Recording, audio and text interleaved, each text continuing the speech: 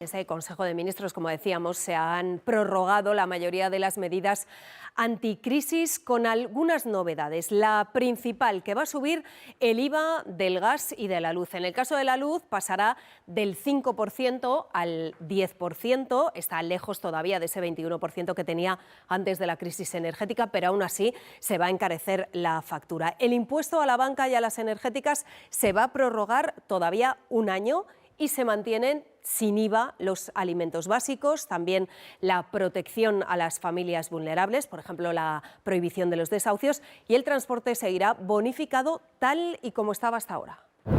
Las medidas energéticas han estado en el centro de las negociaciones. Finalmente, el acuerdo pasa por recuperar de forma progresiva las tasas anteriores a la crisis a lo largo del año. El IVA de la luz, actualmente en el 5%, se duplica desde enero al 10%. El impuesto especial sobre la energía eléctrica o el que grava la producción, que ahora está suprimido, se irán incrementando trimestralmente hasta mediados de año.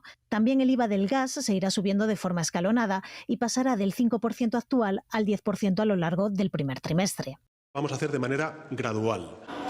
Las ayudas al transporte público arrancan 2024 igual que terminan 2023, es decir, transporte gratuito para todos los usuarios de trenes de cercanías y media distancia y descuentos de hasta el 50% en abonos combinados en aquellos lugares donde se complemente la subvención estatal. Medidas que estarán en vigor todo el año. Vamos a mantener durante los próximos 6 meses las medidas de protección a las familias vulnerables. El decreto también mantiene la supresión y reducción del IVA en alimentos básicos, prorroga la suspensión de desahucios y el corte de suministros a las familias vulnerables durante todo el año y mantiene los descuentos máximos del bono social eléctrico o la tarifa especial de gas para calderas comunitarias durante 6 meses. Como novedades, recoge la eliminación de las comisiones bancarias para mayores y personas con discapacidad y la cesión de la gestión del ingreso mínimo vital a todas las comunidades que lo soliciten. Consideramos una buena noticia que se mantenga el impuesto a la banca, pero no podemos compartir que se hagan regalos fiscales a las grandes compañías energéticas por cumplir los mínimos europeos en materia de inversión. En el de la energía se introduce una modificación para que las empresas energéticas puedan deducirse las inversiones verdes. Con los dos impuestos, el Gobierno ha recaudado de momento 2.900 millones. Podría ser un guión de una película, pero ocurrió en la vida real la tarde del 23 de diciembre. Aquí en Alcalameco, como siempre en víspera de Nochebuena, había muchos familiares visitando a los presos. Yusef, que llevaba apenas 20 días en esta prisión, vio la oportunidad. Había 3 filtros y el primero lo pasó casi sin enterarse, según los funcionarios de prisiones.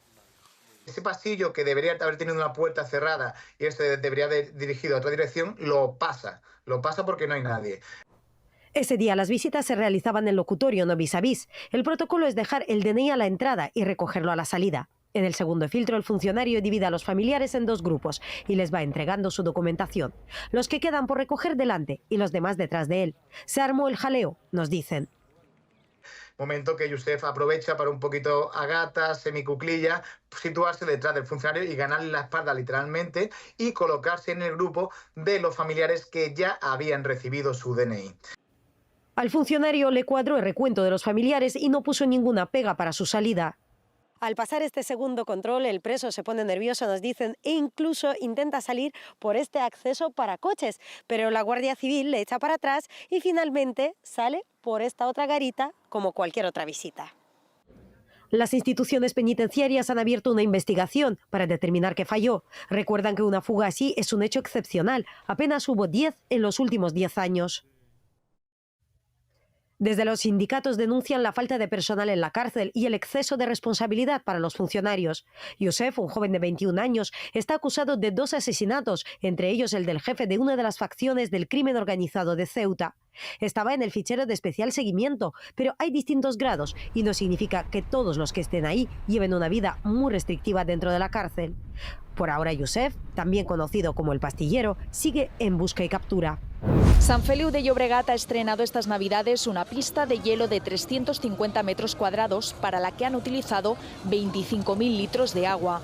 Es uno de los más de 200 municipios catalanes que se encuentra en estado de preemergencia por sequía. El ayuntamiento defiende que la instalación es un reclamo para dinamizar el comercio local.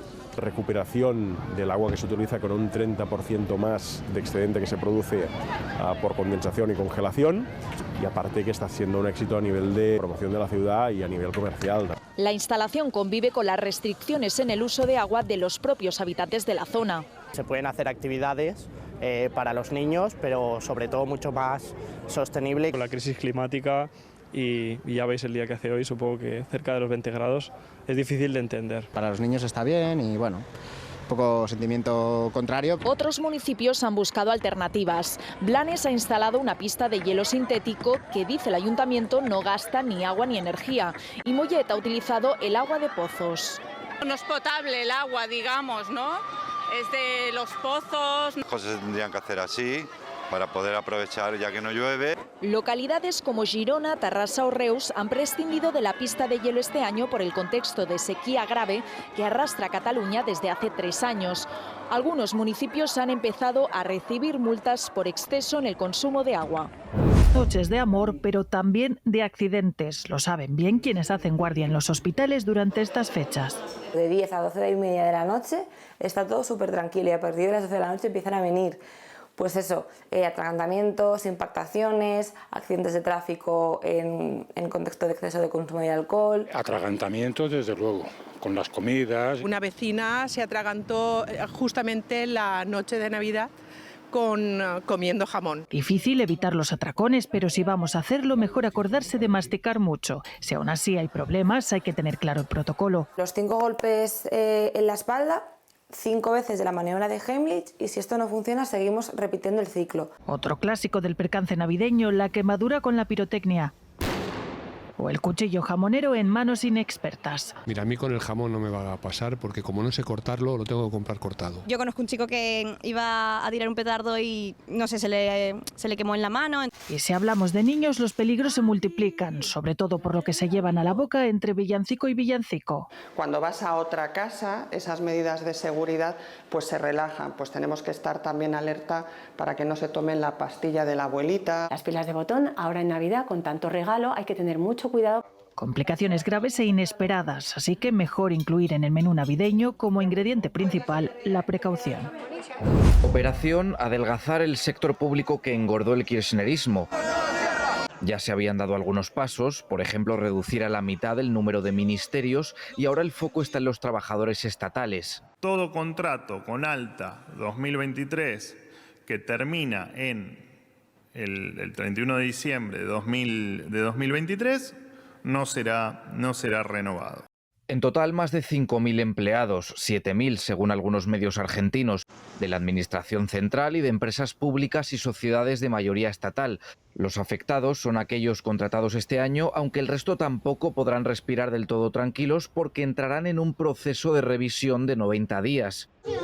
Como también se revisarán los planes sociales dirigidos a los más vulnerables. Estiman que hasta 160.000 argentinos podrían estar recibiendo estas ayudas sin de verdad necesitarlo y por eso van a analizar caso por caso, hasta 1 millón de planes, que suponen más de 11 millones de euros a las arcas públicas.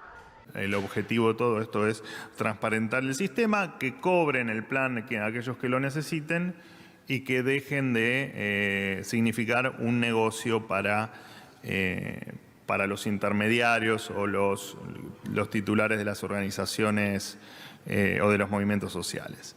Colectivos que se han manifestado en Buenos Aires en las últimas horas se sienten atacados por Milei. Están empujando a millones de trabajadores ocupados a la pobreza cuando ya teníamos la mitad de nuestro país por debajo de la línea de pobreza. No cualquier gobierno, porque gane, es el dueño del país.